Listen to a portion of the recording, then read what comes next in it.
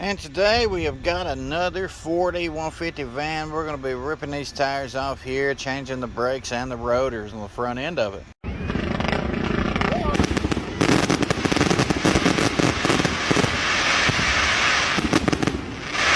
See, they apparently took this van to another shop, which in turn charged them $1,200 for a variety of different repairs, when in reality they could have just done it right the first time, let me come do it, but they had to learn the hard way. Just now had brakes put on this thing like 3 months ago. Guess what? They didn't tell them that the rotors were bad, that they couldn't be turned, that they needed to be changed, so that's what we're doing here today. This is CarQuest Wherever YH141906. And these are the little beastie rotors. That's the one where you gotta change the whole thing. It's not the little cheap one where you just pull the outer piece off. This one's got the bearings on the inside and the outside to go with it. The brake pads we're utilizing is the Wherever Gold from CarQuest GMKD 632. I need a 21mm deep impact socket and a impact.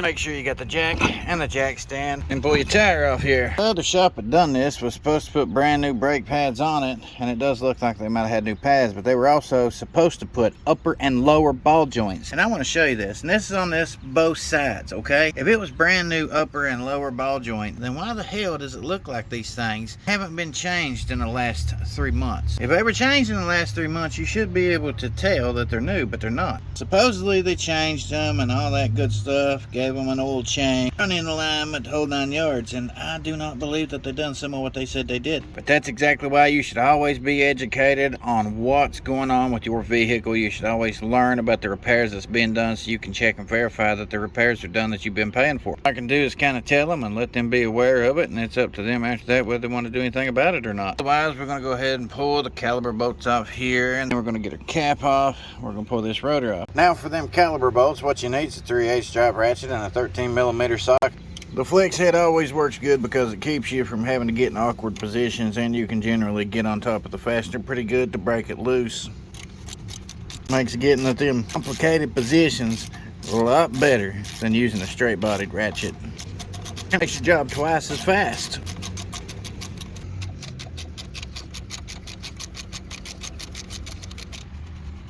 Goes out of the way. They definitely need to be greased before you put them back on. Now you can come back here and grab these plungers and pull back on them and just kind of pry up on the caliper itself to the top and bottom, and this will come right off.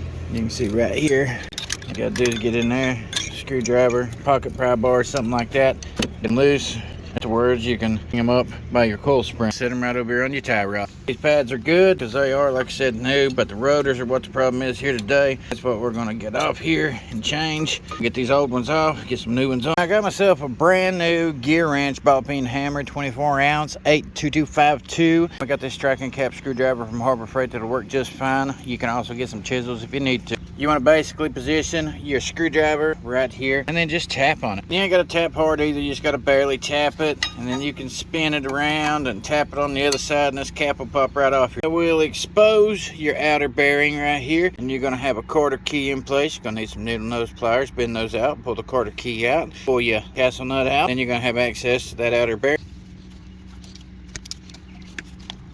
You're going to want to pay attention to this. You ain't never done this before because you don't want to over tighten these things. You don't want to make them too loose either. You want to mark where they're at in relevance. That hole right there where that quarter key goes in place at. That nut right there is going to be a 27mm. All you got to do is put it on there and crack it loose, and it will spin right off. And once that's removed off there, you can pull all this stuff off, or you can just wiggle it back and forth, and right there you go. It's your outer bearing. Big washer that goes on the outside of it. I don't want to really contaminate that with anything, so kind of set it off to the side because you're going to need to put new grease on it and all that stuff before you reassemble it. Now the next trick, you can basically take this rotor and you can pull it out at an angle to the bottom. It will pull the bearing off the back side of it usually. If not, then you can still access that bearing and knock it out of there if you need to, or you can simply go get you a new bearing to put in its place. While you got all this off, inspect your shaft, make sure that there's nothing wrong with it. If there's any grooves or dips or anything like that, then you're gonna have a bad shaft and it's definitely gonna have to be replaced. It could be a very big problem. That's why I want to make sure that your bearings are always interchanged when they're supposed to be. If everything's good, then you can reassemble this, put it back together fairly well. And this is going to be your wheel speed sensor. Basically, if you got a speed sensor problem, that's a magnet right there, and that's why it's got all kinds of gunk and rust and all that. It'll throw the check engine light on you. Just kind of clean it off and all that sort of stuff. You can take it off here. It's got one fastener on the back if you need to. But that's why these are designed this way. You see all those little teeth right there? Every time one of those little teeth go around, that's telling this, because the magnet kind of fluctuates back and forth, and it lets it know how fast you're going based on the speed of that rotor right there. It's also why a lot of ABS systems or something like that might engage and malfunction,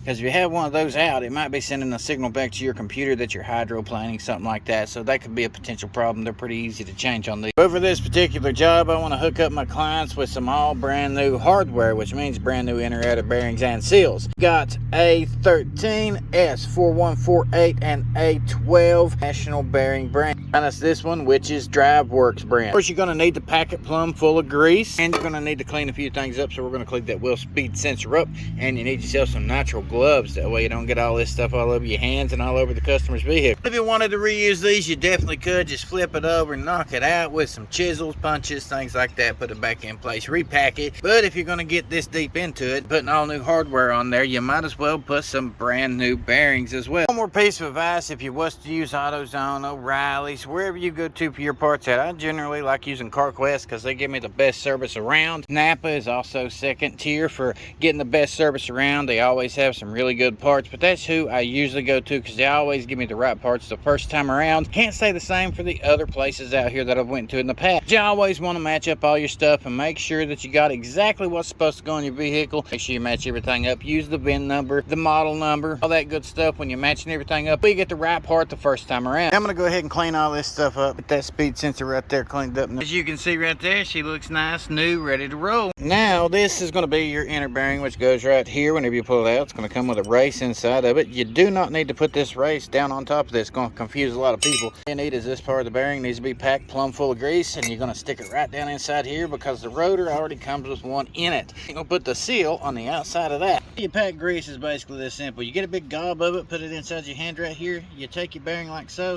and then you smack it, and you twist it, and you smack it, and you twist it, and you smack it, and you twist it, and then it'll get packed plumb full of grease. And you can put some grease down inside the hole where your spindle goes. Put this down in there, just seal over top of it, and slide it on the spindle itself. Like you can kind of see right here, it's down inside every crack and crevice on it, in between each one of the balls there. This one's pretty well good to go as far as getting it packed on the inside of the bearing itself. Slop it down in here. I'm gonna go ahead and add some more grease right around inside right here. We're gonna put the seal over top of it. All right, now we're ready for the seal.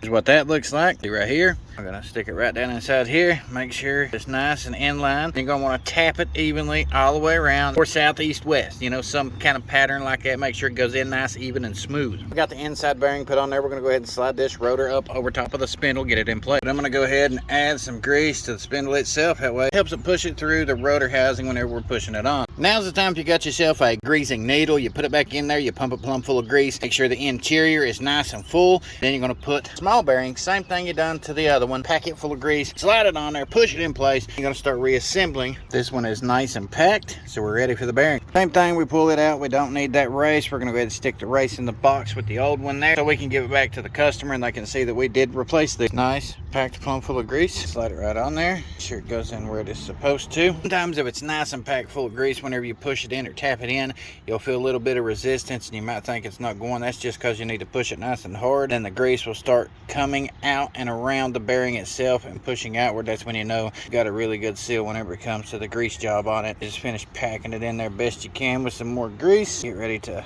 put everything back together and reassemble it. Like right here with the washer, we're adding the washer. We're gonna push it back in place, and it will squeeze the grease around it. See, whenever you're putting it back in there, it's gonna push that grease in all those little holes that you don't know if you got to or not. It'll fill it in real good. It's better to have more grease than not enough, let me tell you. Add your nut here and just start slowly hand tightening your nut. If you marked the shafts before you pulled this stuff off, you'll know exactly where you should stop at. If you're an experienced tech, you should already know this stuff. And you're probably not watching the video. I'm just trying to make this to help some people out.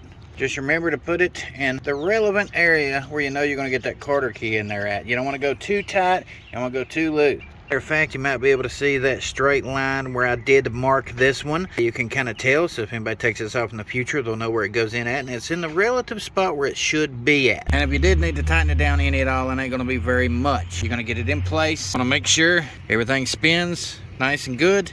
Nothing's too loose, no wobbling back and forth. Pull it, pry on it, try to test it out. Now you just gotta add your castle nut, stick your carter key down in there, bend it around, fill that cap full of grease, pop it on there, then reassemble your brakes, tire back on, go do the other side. So, here, gradually tap it all the way around, spin it around here, make sure everything is in line the way it should be. Always clean off your entire rotor, get any of that grease off there because you don't want that on your rotor, on your brakes. Voila.